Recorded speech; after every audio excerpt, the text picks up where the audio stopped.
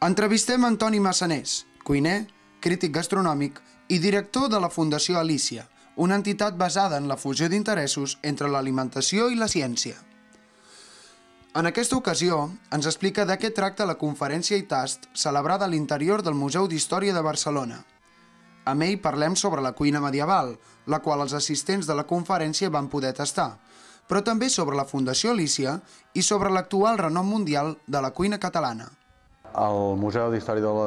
de Barcelona ens va venir a buscar a la Fundació Alícia i ens va demanar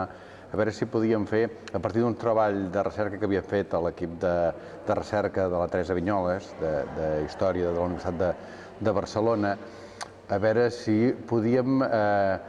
elaborar, adaptar unes receptes d'origen històric. Al final vam acabar decidint que totes fossin d'origen medieval. Clar, quan estem parlant de fa 600 anys, la cosa canvia, no? Perquè des de trobar els ingredients, fins a saber l'aspecte que tenia que tenir, fins a saber quines eren les quantitats, fins a pensar quins tenien que ser els gustos de l'època, doncs tot això fa que la interpretació de la recepta pugui canviar moltíssim, però moltíssim. Llavors, el que nosaltres hem fet, hem intentat fer des de la Fundació Alícia, on treballem científics i cuiners conjuntament per elaborar coneixement culinari i a partir d'aquestes receptes elaborades pels historiadors ha sigut fer una sèrie de proves, anar a buscar les espècies a l'Àfrica o a l'Àsia on tinguessin que trobar-se. Tota una sèrie de feines, diguéssim, de recerca per adaptar des del punt de vista culinari, però amb un cert mètode, amb un cert rigor, aquestes receptes. Al final, després d'adaptar-les, aquestes receptes són les receptes que s'oferiran aquí, que es vendran al museu, a la botiga del museu, i que serà una manera més d'il·lustrar la vida de la gent en aquella època. Per tant, és una manera nova, però amb rigor, de crear nous patrimonis, diguéssim, que no perduren, com poden ser el patrimoni artístic, diguéssim, de les arts plàstiques, etc. Una és una salsa d'all, un almedroc, una mena d'all i oli feta amb all i formatge, una salsa emulsionada amb formatge. Després tastarem una salsa de pa, una barreja d'espècies, per entendre'ns, mal dit, el que ara entendríem com un curri o un ras al hanout, que en aquell moment es feia i s'utilitzava per amanir, per donar aroma en els plats medievals. Provarem un dolç, una pinyonada, una mena de torró de pinyons, que també es feien a l'època. Ja tenim de l'edat mitjana receptaris catalans també, no només de cuina, sinó també de dolços. I per últim provarem un vi especiat, el vi piment, un vi amb pebre i d'altres espècies i també endolcit, que era un vi molt de celebració que incloïa molts dels àpats festius en tots els casos que s'ho podien permetre. Nosaltres hem intentat això. Fins a quin punt ho haurem aconseguit o no, doncs segurament no ho sabrem, no ho podrem saber, perquè per saber-ho exactament hauríem d'haver estat en les dues èpoques. Però sí que hi ha hagut un treball important. Aquest treball de recerca, de rigor, d'intentar veure com es pot fer aquesta reconstrucció, és el que exposarem avui i tastarem aquestes 4 receptes. I ara estic portant aquesta fundació, que és la Fundació Alícia, que està a Sant Benet de Bages, que és una fundació creada per Caixa Manresa i la Generalitat de Catalunya i que en realitat és un laboratori de cuina, una cosa nova, diguéssim, que sota el lideratge del Ferran Adrià hem fet en aquest espai al costat d'un monestir a Sant Benet de Bages i on gent de tot el món està venint a investigar amb nosaltres, per un cantó, diguéssim, creant coneixement culinari en bases científiques, treballant conjuntament científics, diguéssim, de químics, tecnòlegs dels aliments, nutricionistes amb cuiners, però també, d'altra banda, de la vessant de les ciències socials, historiadors, antropòlegs també ens ajuden a generar aquest coneixement culinari i amb això, diguéssim, som els que hem creat un model. Per altra banda, fem servir aquesta cuina per mirar que tots mengem millor. Aquest és un dels nostres lemes, que a l'ICI treballem per mirar que tots mengem millor. I és que tenim una vessant social important i elaborem adaptacions alimentàries des del punt de vista culinari per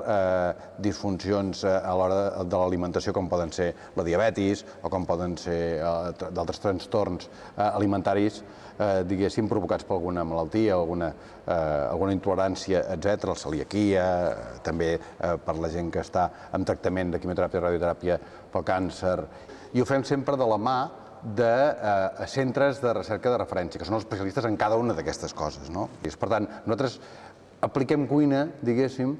però ho fem de la mà de la ciència. Fem totes aquestes feines, però sempre ajuntant alimentació i ciència, i la contracció d'alimentació i ciència és el que ens dona el nom, Alícia. Contra el que a vegades ens pensem, hi ha hagut progrés, hi ha hagut evolució des del punt de vista tecnològic, és evident, però des del punt de vista estètic no sempre hi ha sigut. Per tant, no es menjava pitjor abans que ara els que podien. És veritat que n'hi havia molts que no podien, diguéssim, però els que podien, i amb les eines que tenien, també eren capaços de crear refinaments gastronòmics d'altíssim nivell. En el cas de la cuina catalana, a més, a l'època medieval especialment, o sigui, si ara hem dit abans que érem una mica un referent al món pels nostres cuiners, doncs a l'època gòtica també érem un referent al món pels nostres cuiners. I els llibres de cuina parlaven dels cuiners catalans i de les receptes catalanes com una de les cuines que calia que tenia de tenir present, que calia conèixer si es volia ser un bon cuiner a qualsevol de les corts europees. Fèiem servir coses com la llet d'ametlles, com l'aigua de roses, com l'aigua de flor de taronger, com espècies com el gingebre, que ara ens sonen estranyes, o com el galangà o com el cilantre, tota una sèrie d'ingredients que ara ens semblarien molt creatius o que ens semblarien molt exòtics i que en canvi demostren que sempre l'home ha tendit a la bellesa i també a l'hora de cuinar, també a l'hora de construir aquesta bellesa comestible, aquesta bondat, que és allò que al final busca la bona cuina. Sí, o sigui, a partir del bon moment de la gastronomia a casa nostra i d'aquesta presència internacional que fa que tothom miri una mica els nostres cuiners de referència i beneficiant-nos de la seva complicitat, o sigui, nosaltres treballem amb el Ferran, però també amb el Joan Roca, amb la Carme Ruscalleda, etcètera, el que fem és entendre que en realitat la cuina és l'estratègia alimentària humana, és allò que fem servir els éssers humans per alimentar-nos, diguéssim, i que es basa en la transformació, en la combinació, en la tria d'uns determinats productes per convertir-los en objectes comestibles, en allò que ens convé. La cuina catalana, i de fet fins i tot la nostra fundació, són fruit d'un cuiner excepcional, d'una persona que ha revolucionat el món de la cuina a nivell mundial i que no n'apareixen ni cada 100, ni cada 200, ni cada 500 anys si parlem des del punt de vista estrictament gastronòmic. Realment ha sigut algú que ha revolucionat el món de la cuina. Això ens n'hem beneficiat tots, evidentment. Ara tanca el restaurant i diu que voldrà dedicar-se a coses més, diguéssim, a continuar investigant aquesta nova cuina que ell ha desenvolupat amb algun altre nou format. Jo confio, he parlat amb ell i m'ho ha explicat, i confio que continuarà, diguéssim, enriquint totes les sinergies que crea la gastronomia, des del punt de vista des del producte fins al turisme, passant per la cultura o el propi plaer hedònic d'anar a menjar, doncs jo crec que l'ingredient adrià, aquest màgic que ha fet que ens passessin aquestes coses en els últims anys d'aquí, continuarà sent-hi.